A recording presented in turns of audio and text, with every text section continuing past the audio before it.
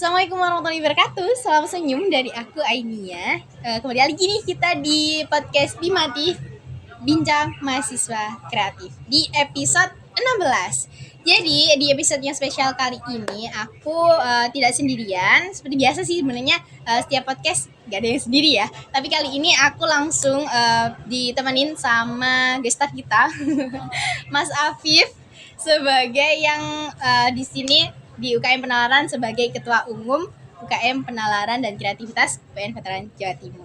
Halo Mas Afif. Halo. Bisa nih halo juga ke sobat penalaran nih. Hai. Hai. Halo. Kayak malu-malu ya. Saya seket. Saya shaken, malu-malu kucing. Oke, nggak apa-apa ya. Karena iya, sebelum aku lanjut nih ngobrol sama Mas Afif, jangan lupa ya buat klik tombol loncengnya, subscribe, dan juga like and comment. Dan bisa nih di komennya teman-teman request gimana sih enaknya di episode selanjutnya kita mau bahas apa. Oke? Nanti biar aku baca dan ya kita bikin episode yang seru sesuai dengan komenan kalian. Oke, kembali lagi kita ke Mas Afif. Mas Afif ini kalau aku kemarin kan sebelum kita bincang-bincang nih sama Mas Afif di podcast kali ini, aku tuh sempet minta CV-nya Mas Afif karena aku penasaran juga dong. Penasaran juga sama kok bisa sih Mas Afif bisa jadi ketua dari UKM Penalaran dan juga apa aja sih prestasinya selama bergabung di UKM Penalaran dan Kreativitas UPN Veteran Jawa Timur. Dan ternyata waktu aku dikirim tuh CV-nya ada 4 halaman loh Sobat Nalar. Jadi ada 4 halaman dan itu banyak banget pengalaman dari Mas Afif. Ada yang dari prestasi-prestasi karya tulis ilmiah dan juga esai, ada dari pengalaman volunteer dan juga pelatihan-pelatihan, dan masih banyak lagi yang tentunya kalau misal aku mau sebutin itu bakal habisin waktu yang banyak ya kayaknya.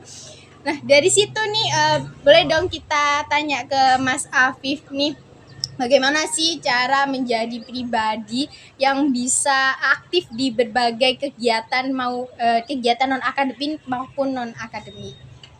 Oke, Mas Afif mungkin bisa disampaikan nih gimana tipsnya kepada sobat nalar yang sedang lihat kita. Oke, jadi dua hal yang berbeda ya, akademik dan non akademik. Ya. Harus jalan dalam satu jalan gitu ya. Apa yang jelas macet?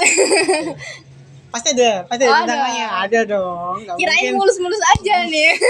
Wah, dikira antar mah. Apa kalau kita milih sesuai apa ya, sesuai keinginan kita kok mulus terus ya, kapan nanti kita berkembangnya gitu. Oh bener banget, bener gitu kan. Jadi kalau misal ngomongin antara dua hal ya, akademik dan akademik, pastinya kalau jadi saya pribadi itu pertama kali kalau antara organisasi ya mungkin ya dengan akademik, pasti pertama kali wah ini kayaknya nih aku kayak ragu gitu loh.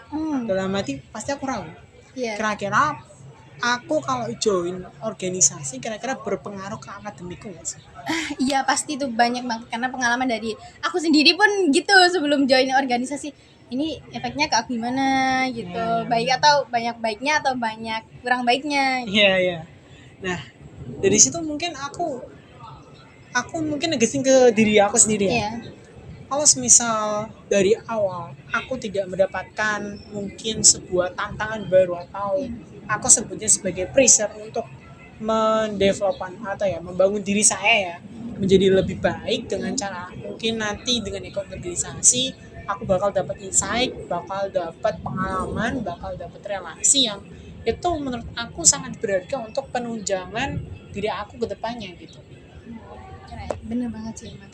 Karena ya mungkin teman-teman kalau misal organisasi memang kita harus meluangkan banyak waktu atau pintar-pintar sih bagi waktu antara dimana kita harus di organisasi sama di akademik bisa balance gitu ya.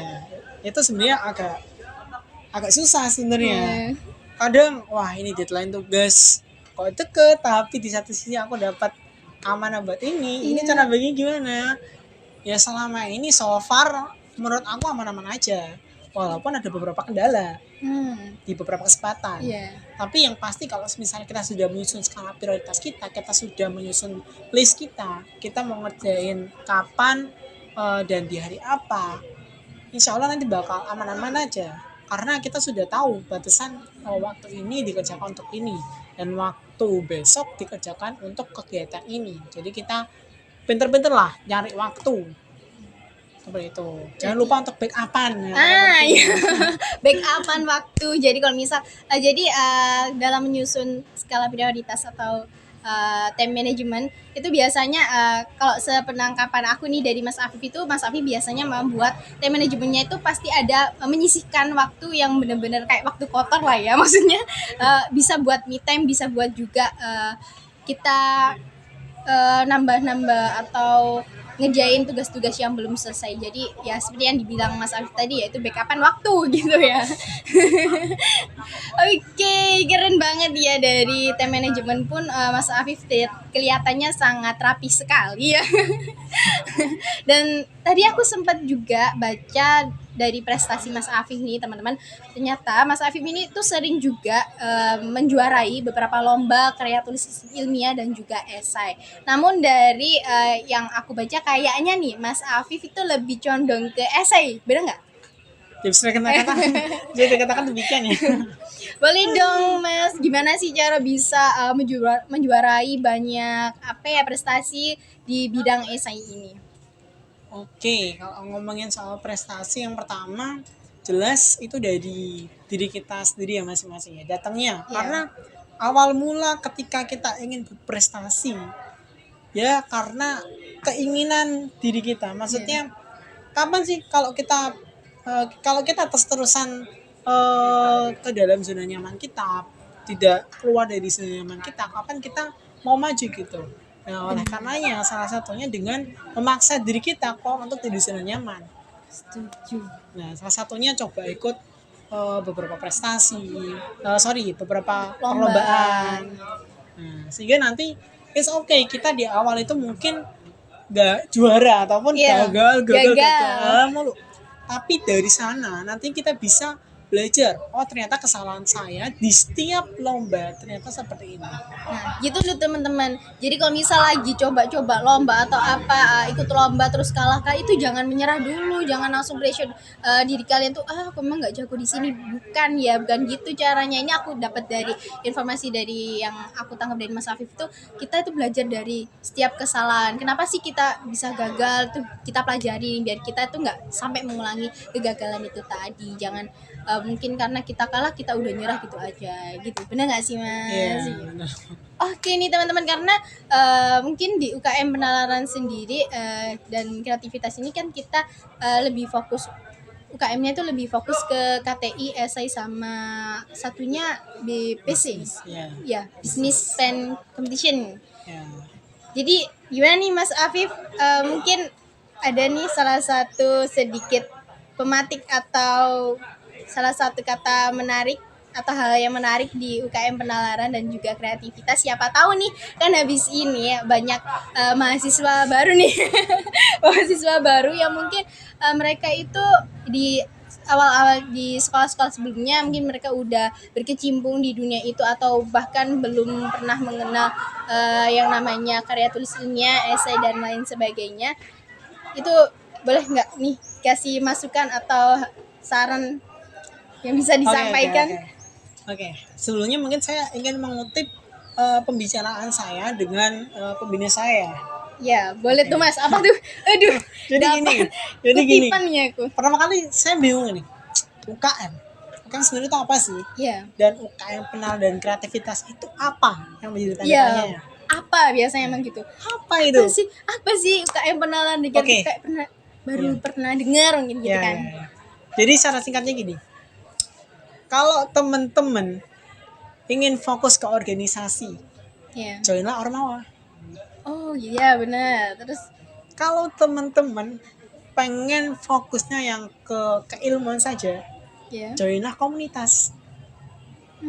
Paham sampai sini? Iya, paham. Kalau teman-teman ingin keduanya, organisasi jalan, keilmuan juga jalan, gabunglah UKM. Oh gitu ya. Jadi ternyata itu, ini aku baru tahu loh, ternyata filosofinya kayak gitu. Iya, itu saya kemarin dikutip dari keren ya. Kita keren. Kita akhirnya dapat kutipan yang mencerahkan pemikiran kita. Ya, karena kan arah geraknya UKM sebenarnya kita di sini juga belajar gimana cara berorganisasi, Iya. kemudian difokuskan terhadap minat bidang kita. Iya. Ya ini bernalar ya dengan cara melakukan sebuah gebrakan-gebrakan tentang kepenulisan ataupun berpikir kritis terhadap suatu masalah, itu yang diharapkan dari UKM ini. Karena ada beberapa output output masa saya inputan dari organisasi ini adalah dengan banyaknya proker yang relevan ya Iya. sama nama ini penalaran Iya. dan kreativitas. Contohnya kita ada kelas konsultasi, di situ kita belajar banyak hal tentang kepenulisan, mulai dari tiga hal yang utama ya. Kalau Iya. di Lembakan ada KTI, kemudian ada esai, kemudian ada business plan. Itu banyak, dan di samping itu kita juga ada proker yang mungkin kalau saya katakan mengasah nalar kita terhadap isu yang sekarang terjadi. Benar. Nah, nama prokernya itu FGD, Forum Group Discussion. Seperti itu. Nah, Dan itu seru sekali sih karena aku pernah kemarin ikut juga. oh ingat. Ya. Dan itu untuk pertama kalinya aku ikut forum FGD yang benar-benar kita bernalar dengan teman-teman Iya. UKM lainnya gitu. Ya, karena di sana ngebahas Iya. berbagai macam apa ya. Kalau saya katakan isu masalah sekarang ini seharusnya menjadi concern mahasiswa saat ini. Mahasiswa saat ini diharuskan untuk berpikir kritis ya Iya. terhadap masalah atau dinamika permasalahan yang terjadi di bangsa kita sendiri. Betul banget, dan ini emang perlu dan sangat menurut aku nih sangat dibutuhkan kan, karena apalagi seperti yang kita ketahui untuk 2045 kalau nggak salah ya kita ada yang namanya bonus demografi, dan dimana dari industri revolusi industri pun kita sekarang juga masuk di 5.0. Jadi kita tuh benar-benar harus bisa berpikir kritis nih teman-teman, jangan sampai kita itu kemampuan kita dikalahkan sama yang namanya AI. Iya, ya nggak sih? Oke, mungkin aku langsung lanjut aja ya. Iya. Tadi kan penawaran Iya. Nah, sekarang kreativitas. Dan kreativitasnya dalam bentuk apa sih? Teman-teman ini bisa menuangkan berbagai macam karya-karyanya. Seperti halnya ini saya mungkin menjabarkan tentang 5 divisi yang ada di UKM dulu. Iya, Ada bidang kastrat, ada bidang litbang, kemudian ada bidang diksos, ada bidang fintech, ada bidang BPO. Nah, kelima elemen ini tentunya memiliki peranan masing-masing. Iya. Ada yang kastrat itu singkatan dari kajian dan strategi. Ya fokusnya tadi salah satu bentuk program kerja secara konkretnya adalah FGD. Nah, makanya di sana kan melatih nalar dari teman-teman UKM. Kemudian ada litbang, penelitian dan pengembangan. Inputannya apa sih program kerjanya? Ada banyak, ada kelas konsultasi, workshop PKM yang ngebahas tentang gimana caranya semua hal yang berkaitan dengan penelitian ataupun saya katakan nalar dari anak-anak UKM ini bisa terbentuk lewat adanya kepenulisan tersebut. Kemudian ada bidang diksos yang fokusnya adalah lebih ke pendidikan sosial. Ada program kerja volunteer mungkin. Lebih ke volunteer, kayak ada UPN mengajar. Itu kan kita langsung ke berbagai tempat ya, tempat. Contohnya ada kemarin kita sempat 2 kali ngelakuin UPN mengajar ya. Lebih tepatnya bukan 2 kali tapi banyak kali sih. Kalau dihitung ini sudah memasuki 4 kali waktu PNM di 3 tempat berbeda. Ada di Kampung Pemulung Keputih, kemudian ada di Yayasan Al-Fatimah. Di situ banyak sekali kegiatan atau banyak sekali pembelajaran yang diajarkan oleh mahasiswa pada anak-anak saat ini. Dan itu tentu sangat menjembatani kita nih sebagai mahasiswa yang pengen terjun langsung atau bervolunteer langsung kepada masyarakat. Oke, ya benar. Terus bidang yang selanjutnya ada bidang bintek. Nah, bidang bintek ini sesuai namanya Badan Internal dan Internal. Internal dan Eksternal. Ini saking belibetnya kita ya. Badan Internal dan Eksternal. Jadi itu lebih fokus ke arah brandingnya. Internalnya dari segi apa? Dari segi sosial medianya. Eksternalnya gimana cara si bidang ini mampu meningkatkan branding dan memperluas yang namanya relasi dengan antar univ. Makanya ada proker yang namanya TIUPS, yang dimana itu di situ kita bertemu dengan berbagai macam UKM penelaran yang ada di wilayah Jawa Timur seperti itu. Kemudian yang terakhir ada BPO, sesuai dengan namanya Badan Pengembangan Organisasi. Sebenarnya secara struktural awal saya saya melanjutkan lebih tepatnya memperbarui struktural dari BPO ini, lebih mengarah kepada pengembangannya, lebih mengarah ke dua sektor. Ada yang namanya fungsi pengawasan dan juga ada yang namanya fungsi penjualannya atau wakil finansial ya, fungsi finansial. Nah, di sini saya menekankan pengawasan berarti nantinya gimana cara teman-teman di BPO ini dapat meng-cross check anggotanya kira-kira punya perkembangan signifikan nggak. Kan pasti kan kalau misal sudah ada evaluasi ya. Ini kebetulan kalau teman-teman UKM pada tahu itu kan pasti kan ada evaluasi. Iya, ada evaluasi. Tiap 2 bulan sekali gitu kan. Nah, itu kan disuruh ngisi. Evaluasi itu yang akan jadi bahan solusi ke depannya.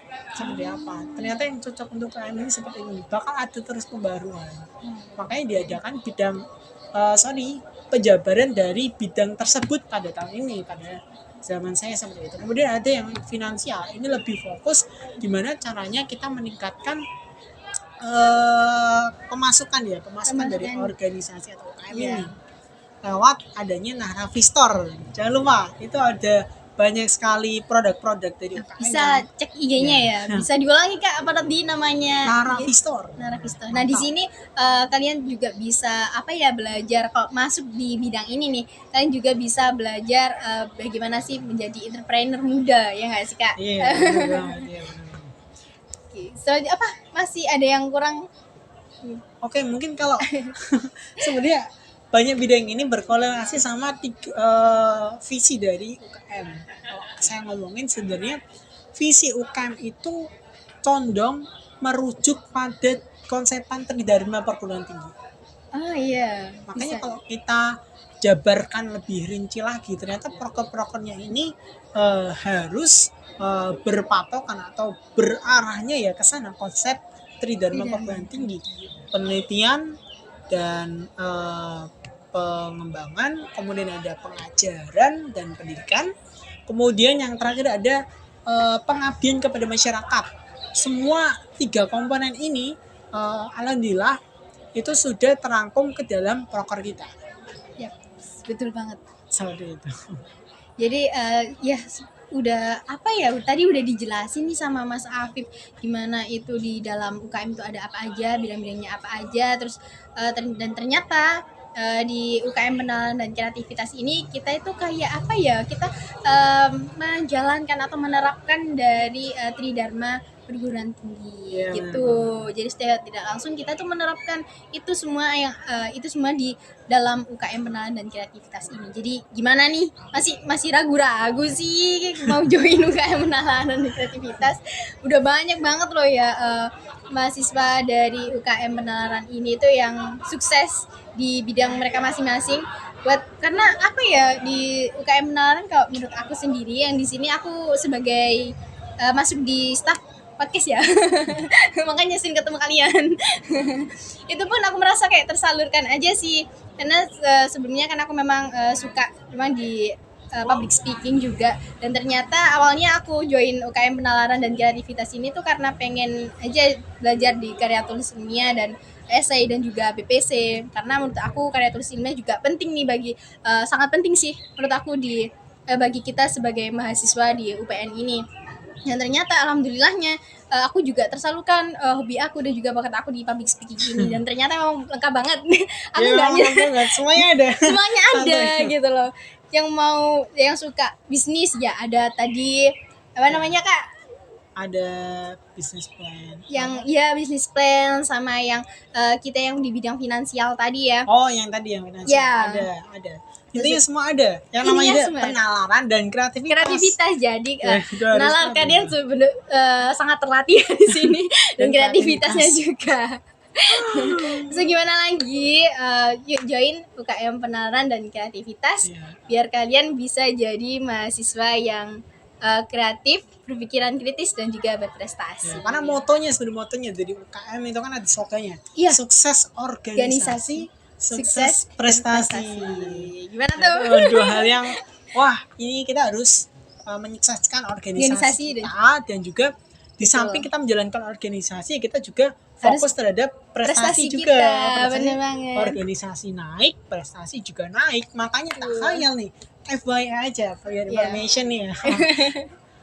Tiap tahunnya dari UKM Pendidikan dan Kreativitas itu pasti ada teman-teman yang lolos pada pendanaan program PKM, dan itu tidak bisa kita nafikan ya, tiap tahunnya pasti ada. Dan itu mungkin jumlahnya tidak hanya satu orang saja, tapi banyak tim yang dari UKM PK kita turut menyumbang ya, jadi sumbangsi tiap tahunnya seperti itu.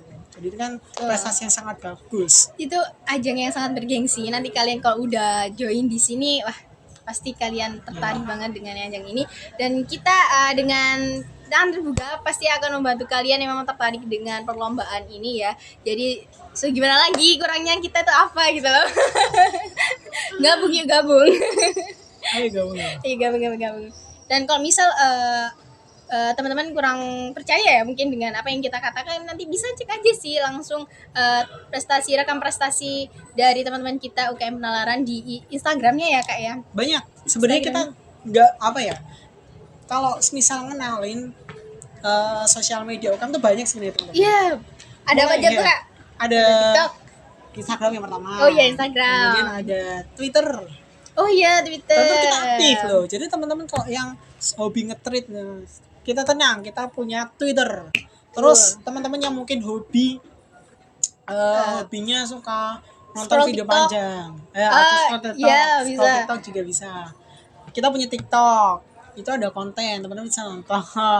Terus kita juga punya YouTube, kayak ini YouTube. Nih nanti Masuk ya YouTube. harus subscribe ya biar nggak ketinggalan update Iya, video-video dari bener kita. banget. Karena nggak hanya podcast aja di YouTube Iya. ya. Jadi berbagai kegiatan kita juga ada di situ. Intinya komplit banget dah sosial medianya. Nanti aku taruh di bawah deh. Iya. Alamat-alamat sosmednya, nanti jangan lupa follow, subscribe, atau ya pokoknya ikutin aja deh semua media sosial kita akan lebih update tentang UKM Penalaran dan Kreativitas UPN Veteran Jawa Timur. Udah kayaknya sih udah cukup ya bincang-bincang kita hari ini. Udah cukup lama ya kita ngobrol, jadi semoga apa yang kita obrolin sama Kak Afif ini bisa bermanfaat buat teman-teman, atau mungkin Kak Afif ada salah satu kata motivasi atau nasihat buat teman-teman Sobat Nalar. Ajakan untuk join ya. Jangan join. Boleh Kak. Sangat bertanggung jawab dengan UKM ya. sangat UKM-able. Oke, mungkin buat teman-teman yang bingung ya, mahasiswa baru yang ada di UPN Veteran Jawa Timur, terutama dari berbagai macam fakultas, berbagai macam program studi. Tenang, di sini UKM ini merupakan wadah yang tepat buat teman-teman mengembangkan diri teman-teman. Mulai dari tadi banyak sekali sudah diomongin. Ada kepenulisan, ada esai, ada, terus ada apa ya? Karya tulisnya ada. Karya tulisnya, bisnis plan. Terus ada apakah ini ya, volunteer yang kegiatan mengajar. Ada, kita pernah jalan-jalan juga tuh scientific journey. Pokoknya yang kemarin terakhir itu kita ke pabrik Tevila. Ayo bayangin, di UKM Anda bisa kunjungan industri ke pabrik langsung. KM mana coba kalau bukan kita? Iya, terus ada dikit nih. pengelolaan secara desain atau lain sebagainya, kita juga aktif, ada prokernya juga. Jadi teman-teman jangan ragu untuk join UKM Pendidikan dan Kreativitas. Sesuai dengan moto, sukses organisasi, sukses berprestasi. Wah, ini kalau misalnya ada audiens di depan aku sudah tepuk tangan ini, sayangnya nggak ada. Boleh dong kasih tepuk tangan buat kita. Oke, saya rasa cukup ya podcast kita hari ini di episode 16. Say thank you dan sorry kalau misal aku ada kata-kata yang salah atau tingkah lakuku nih di depan kamera ini yang agak gimana gitu. Sorry banget ya. Dan satu pesan aku, tetap berprestasi, tetap bahagia seperti yang tadi, salam senyum ya. Meskipun kalian sedih, jangan lupa senyum biar nggak depresi. Mohon maaf. Oke, dari aku pamit dan juga Kak Afif pamit juga. Assalamualaikum warahmatullahi wabarakatuh. Salam senyum. Halo.